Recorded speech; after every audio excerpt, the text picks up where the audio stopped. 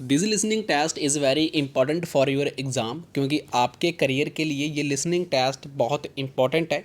Recent exam होकर गया था, स्टूडेंट का रिजल्ट लिसनिंग में, रीडिंग में, राइटिंग में you can see on your screen 9 band score देखने को मिला है भगवान की कृपा के साथ। And I pray to God जिन स्टूडेंट्स ने हमारा चैनल सब्सक्राइब किया है ना, तो उनको 100% 9 बैंड स्कोर आ सकते हैं उनकी लिसनिंग में, अगर वो हमारे आइडियाज़ को, हमारे क्राइटेरिया को फॉलो करेंगे। तो फर्स्ट ऑफ ऑल बात करते हैं प्रिडिक्शन पीडीएफ के बारे में।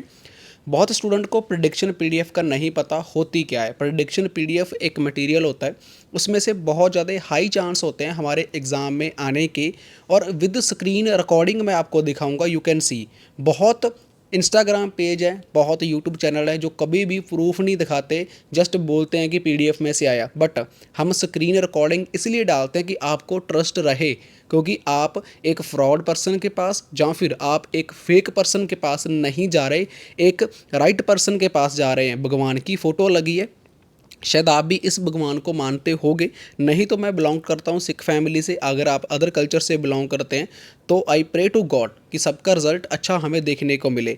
किसी भी स्टूडेंट को प्रिडिक्शन पीडीएफ चाहिए तो दिए गए व्हाट्सएप नंबर के ऊपर आप मैसेज कर सकते हो। मैसेज कर कर आप पीडीएफ को परचेज कर सकते हो। Thank you so much. Like subscribe जरूर करें। You will hear a number of different recordings, and you will have to answer questions on what you hear. There will be time for you to read the instructions and questions, and you will have a chance to check your work. All the recordings will be played once only.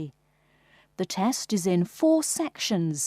At the end of the test, you will be given 10 minutes to transfer your answers to an answer sheet. Now turn to Section 1. Section 1. You'll hear a man giving information to a group of new university students. First, you have some time to look at questions 1 to 5.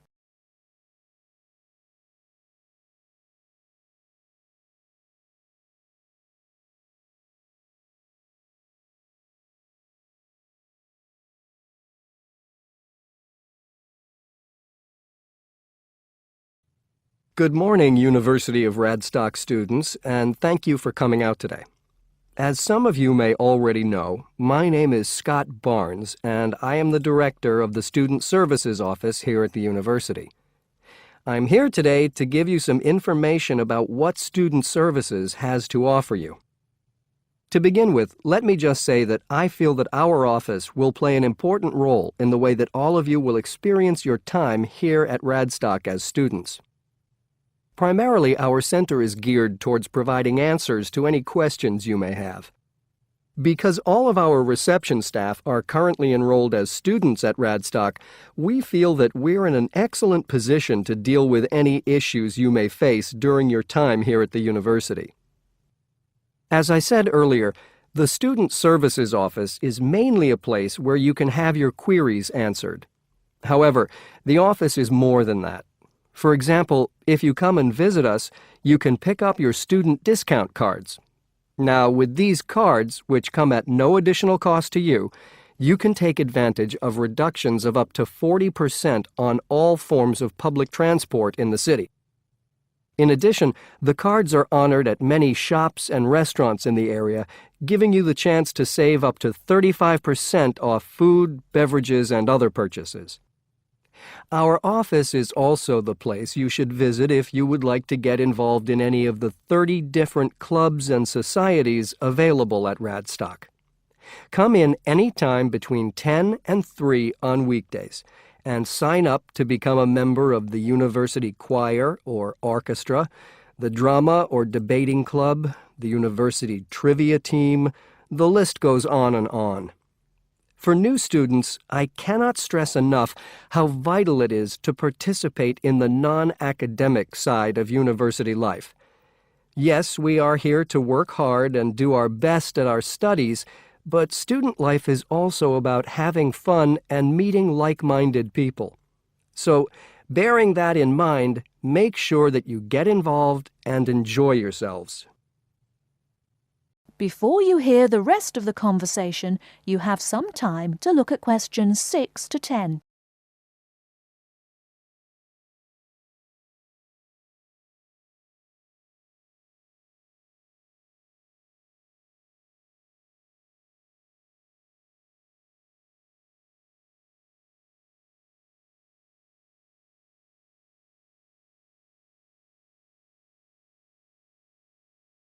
Now listen and answer questions 6 to 10. Moving along, I'd now like to talk to you about another very important service that our office provides, and that is counseling. I'm sure that you are all well aware that there are times in life when things can go wrong and times can get tough. We all have to endure difficult experiences, and these difficulties can be emotional or physical. Whatever the case may be, talking with an experienced counselor can help you through the trying times.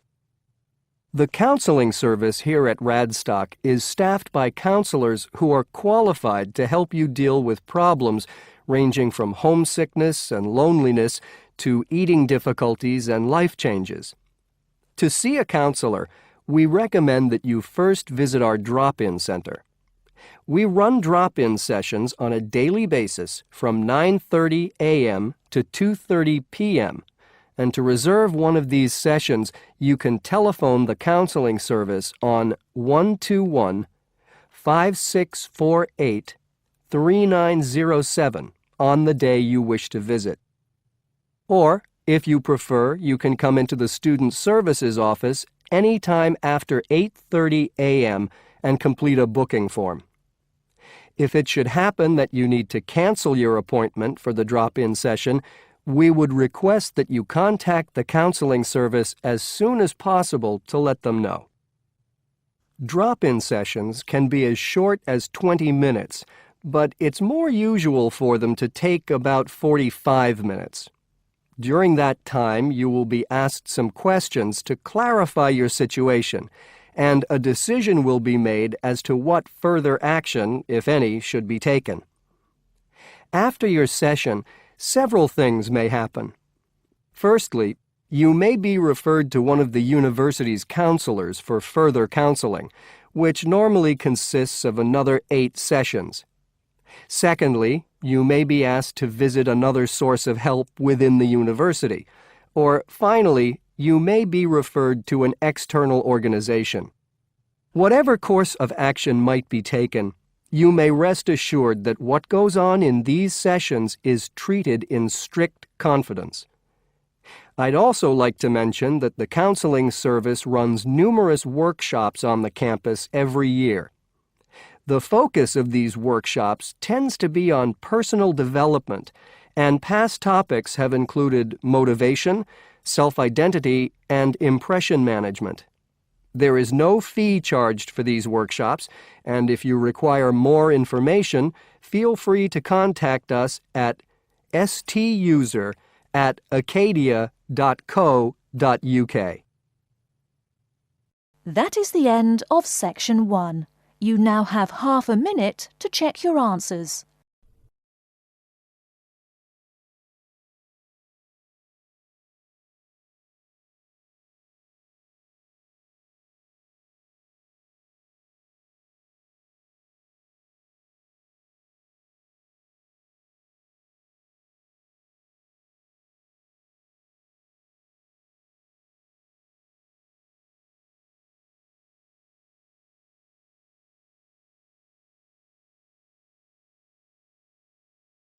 Section 2.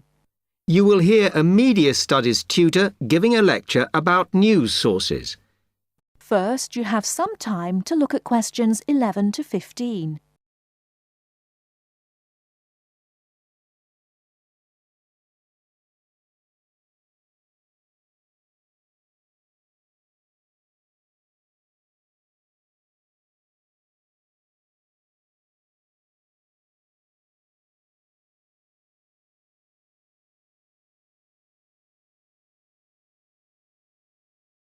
Now, listen carefully and answer questions 11 to 15.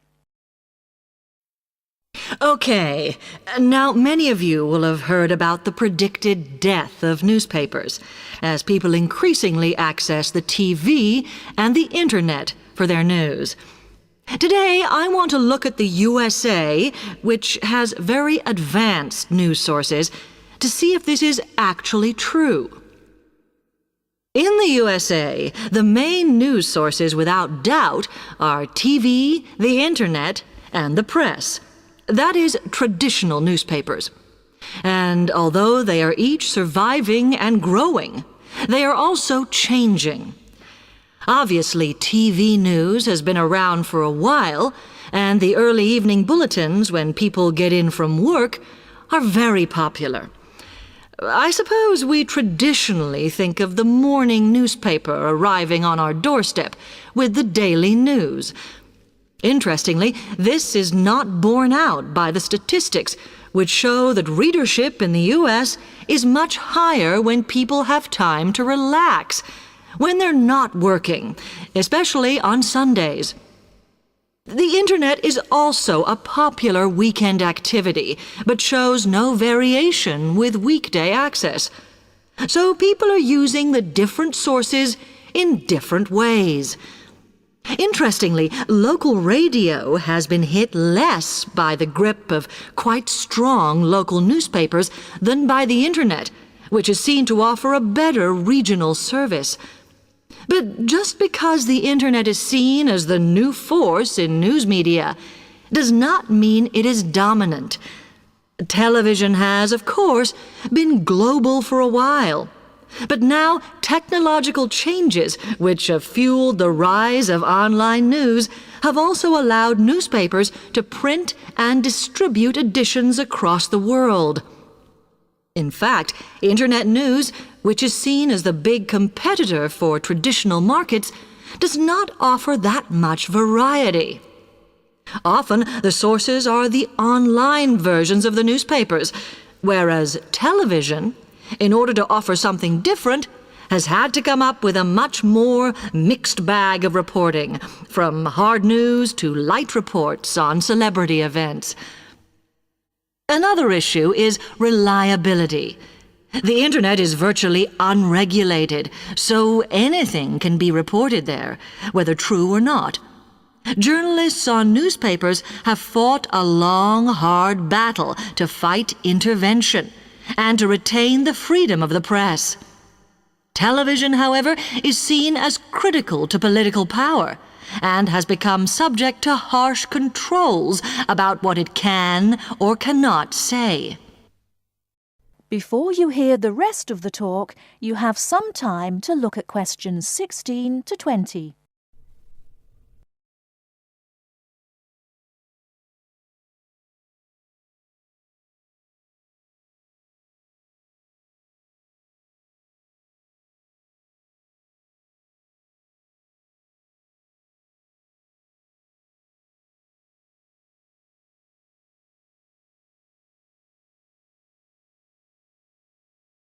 Now listen and answer questions 16 to 20.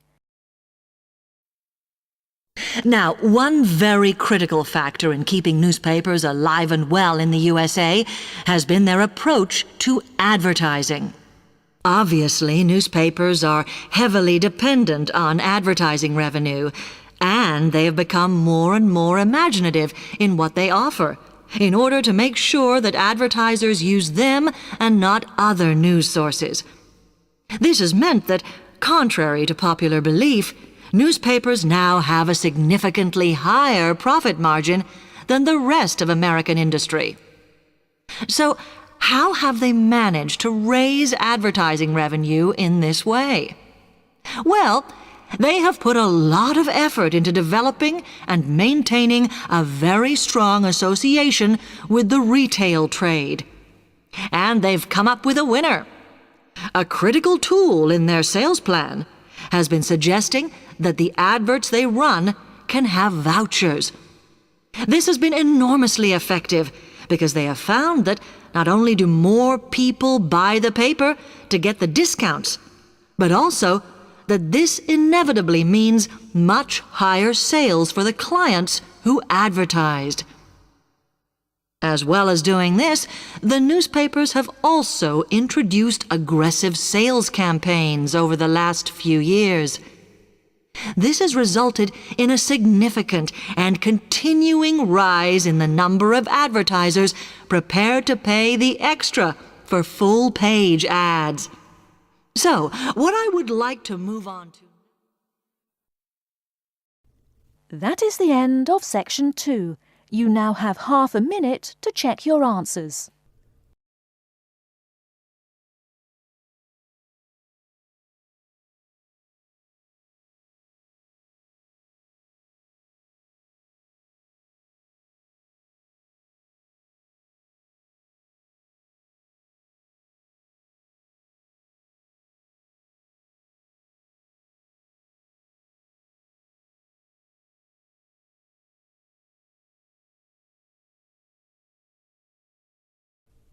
Section 3. You will hear a recorded message about buying tickets from a booking agency. First, you have some time to look at questions 21 to 25.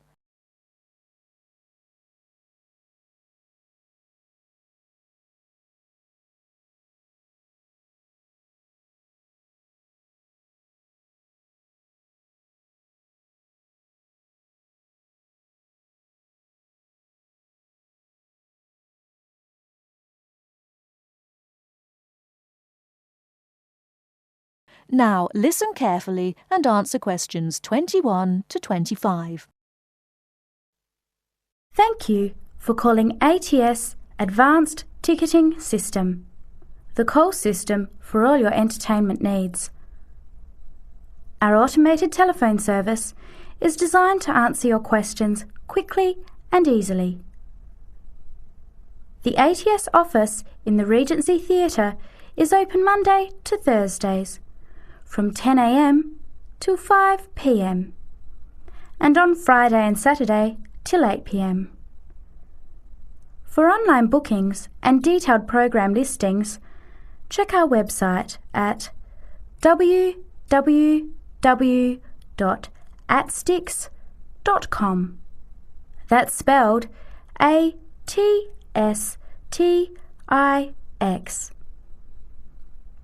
Please listen to the choices available. You may press your choice as soon as you hear it to get more information. For sporting events, including the Western International Tennis Classic, press 1. For the Formula 1 Grand Prix, press 2. For classical music, including the upcoming Philharmonic Orchestra series, press 3. For theatre and dance, press 4. For other inquiries, please hold the line. Before the recorded message continues, Before you hear the rest of the talk, you have some time to look at questions 26 to 30.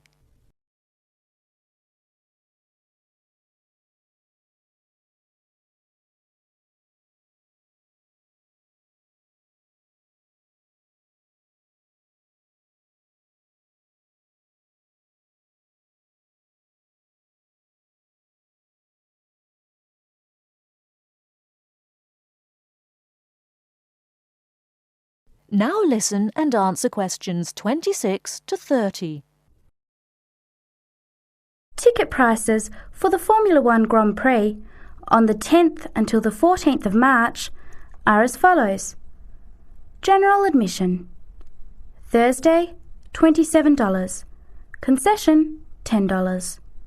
Friday, $37. Concession, $15. Saturday, $55. Concession, $35. Sunday, $70. Concession, $65. Concession rates apply to children under 14 and to students, seniors and pensioners on presentation of a valid card. Grandstand seating. 4-day tickets covering the 6 main grandstands cost $299. However, pit straight tickets are $350 and seats at the chicane cost $450 each.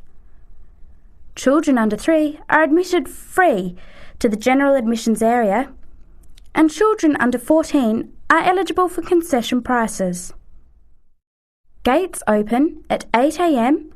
Thursday and Friday and 7:30 Saturday and Sunday. Events begin at 9 o'clock. Alcohol, ice boxes, cans, bottles and animals are not allowed on site. There are no refunds or exchanges. On each ticket, a $2.50 booking fee applies. To make a booking, you must have a valid credit card. To listen again, press 1.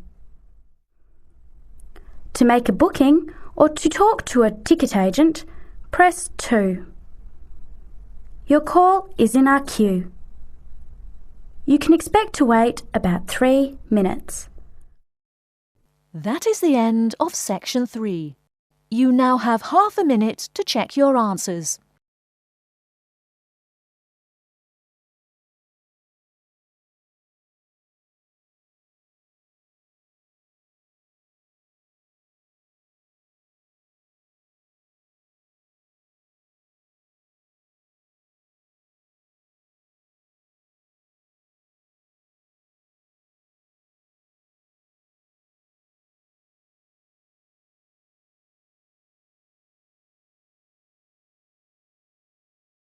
Now turn to Section 4. Section 4. You are going to hear a lecture. First, you have some time to look at questions 31 to 40.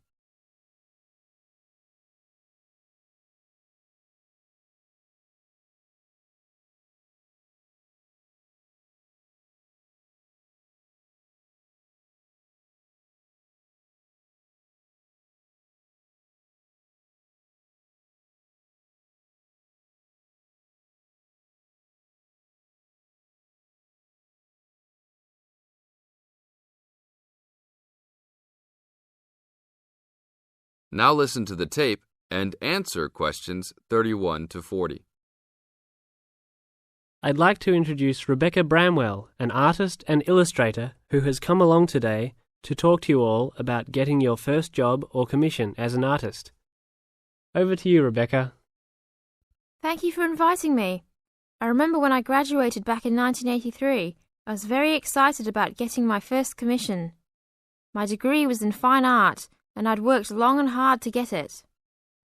I was an enthusiastic student and I never found it difficult to find the incentive to paint. I think as a student you're pushed along by fellow students and tutors and the driving force is there. However, when you leave college you find yourself saying things like, "I'll have one more cup of coffee and then I'll sit down to work."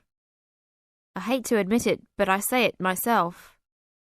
Suddenly, it isn't finding the inspiration or getting the right paper that's a problem. It's you. In my view, there are a number of reasons why this happens. It's a real challenge making a decent living as a new artist. You have to find a market for your work.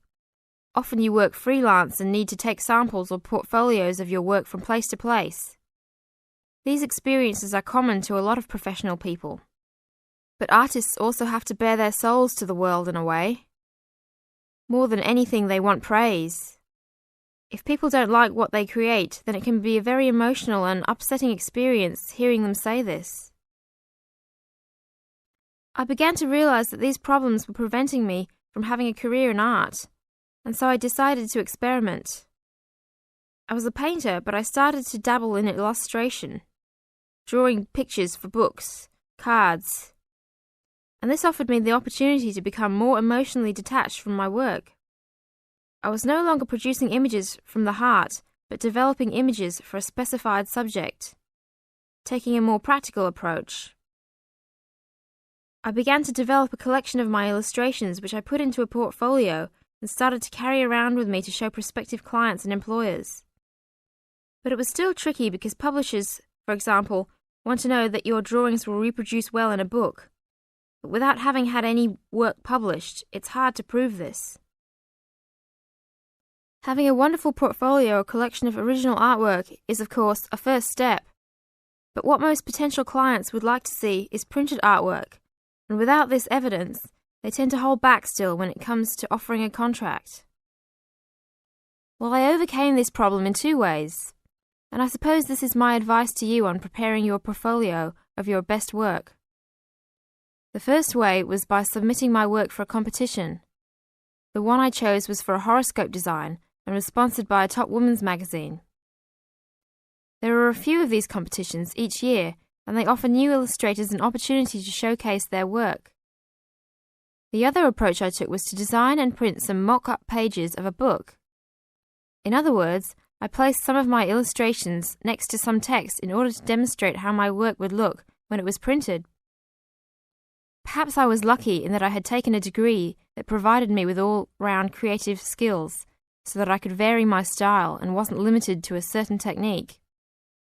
I think that is important. The art world and many other creative fields do try to pigeonhole people into snug boxes with an accompanying label. I think you should try to resist this if you feel it happening to you. If you don't, you'll find it difficult to have new work accepted if you try to develop your style at a later stage in your career. Nevertheless, when you start out, and particularly when you're going for an interview, it's important not to confuse people by having a lot of different examples in your portfolio. One remedy for this is to separate your work into distinct categories. In my case, I did this by dividing my design-inspired illustrations from my paintings. It is then easier to analyze the market suited to each portfolio, such as magazines, book jackets, CD covers, etc. Working under two names is also useful, as it clarifies the different approaches and offers a distinction between them. I think it's been hard for artists to be recognized in anything other than the pigeonholes that they have been placed in. Luckily, these barriers are slowly being demolished. This is the end of Section 4. You now have 30 seconds to check your answers.